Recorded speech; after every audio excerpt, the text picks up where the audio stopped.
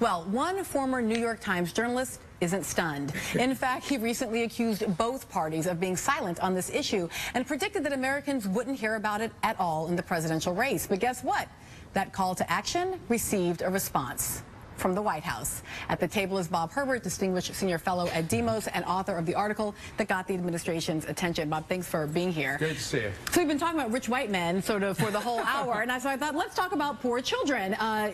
Instead, clearly you really care about impoverished children, but felt in this piece not only like you wanted to draw attention to the issue, but that you wanted to level a critique against both parties. Tell me about why that decision. Well, very quickly, I had met with a group of school kids from the Bronx, 13 and 14 years old, and talked to them for about an hour, hour and a half. And by the end, they're telling me their stories. Yep.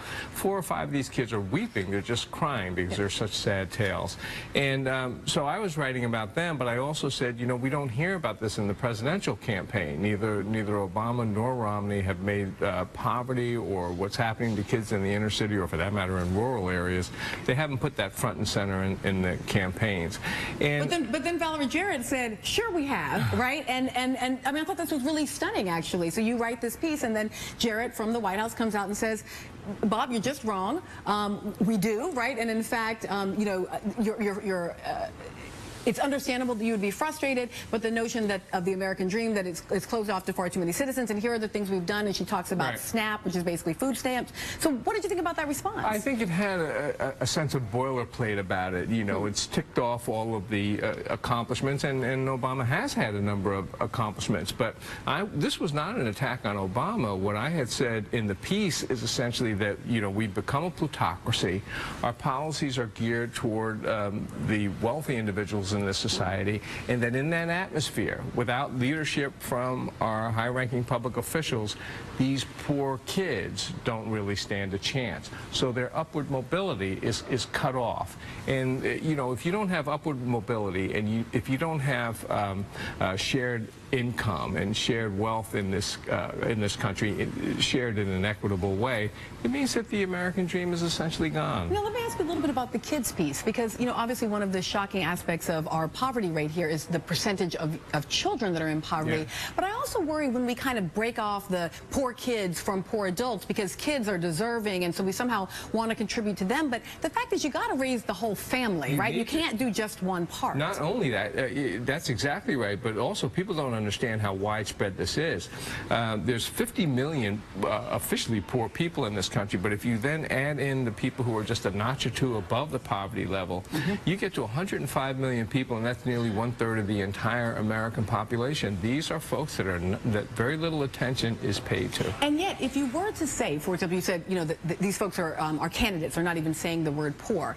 It seems to be part of the reason that candidates don't use the language of poverty on both sides is because Americans rarely will self-identify as poor, even when they are, right? The folks believe themselves to be middle class, even when they are many tens of thousands of dollars outside of the middle class. Do you think that sometimes there's kind of the policy work is going on, but you don't get the discourse because we don't hear it in that way as Americans? I think that's true. That's very true, and what's also true is the politicians will tell you, well, poor people for the most part don't vote. I think more poor people vote than a lot of people think, but that is not the point. The president and the people in Congress and the people on the Supreme Court, they represent all Americans, you know. So I do think it's true. People sort of shy away from the poor. I think they're in denial about the extent of poverty, and they fear that they're going to be linked up with this in some kind of way. But when you have poverty to this extent, and it's expanding in this country, it hurts the entire society. It hurts the middle class, and ultimately, because you don't have the buying power in the society as a whole, ultimately it hurts the very wealthy as well. So the one thing that gave me a lot of anxiety as I was reading the piece is that some of what you were talking about here, as you were talking about the stories that the young people were telling, are things that, yes, impact poor kids, but you also talked about, for example, about sexual assault and about other sorts of things that don't exclusively happen in poor communities.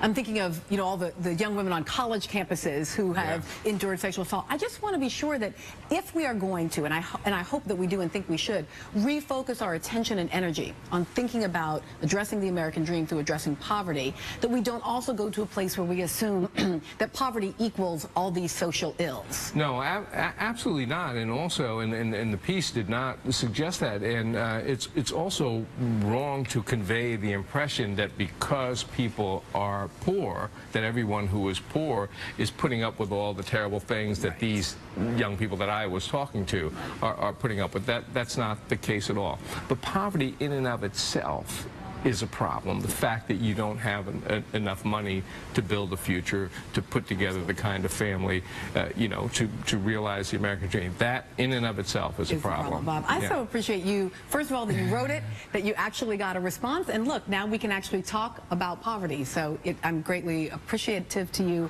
for setting the agenda for us. Thanks so much, Melissa.